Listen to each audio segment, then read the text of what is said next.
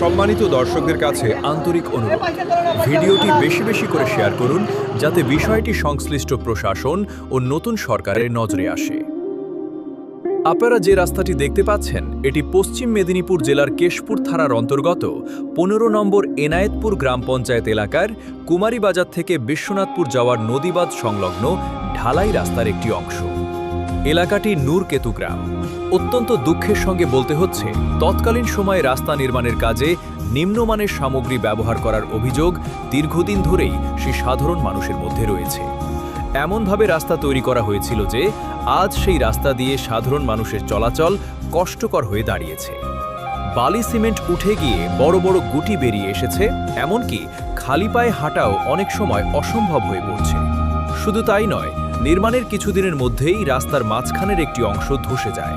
পরবর্তীতে সেখানে শুধুমাত্র জেসিপি দিয়ে মাটি ভরাট করা হয়, কিন্তু পুনরায় ঢালাই বা স্থায়ী মেরামতের কোনো ব্যবস্থা করা হয়নি। বর্তমানে বর্ষা শুরু হওয়ার সঙ্গে সঙ্গে রাস্তার অবস্থা আরও ভয়াবহ আকার নিয়েছে। ভিডিওতেই আপনারা দেখতে পাচ্ছেন প্রতিদিন সাধারণ মানুষ, বৃদ্ধ, শিশু ও পথচারীরা কতটা ঝুঁকি নিয়ে এই রাস্তা ব্যবহার করতে বাধ্য হচ্ছেন। এটি শুধু একটি রাস্তার সমস্যা নয়, এটি হাজারো মানুষের দৈনন্দিন জীবনের কষ্ট ও নিরাপত্তার প্রশ্ন।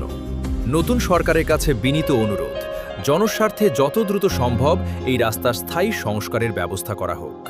এছাড়াও এলাকার সকল জনপ্রতিনিধি ও রাজনৈতিক দলের কর্মীদের কাছে আবেদন, দলমতের ঊর্ধ্বে উঠে সাধারণ মানুষের দুর্ভোগ কমানোর জন্য দ্রুত উদ্যোগ নিন। একটি শেয়ার হয়তো এই সমস্যার সমাধানের পথ খুলে দিতে পারে। জনস্বার্থে পোস্টটি বেশি বেশি করে ছড়িয়ে দিন।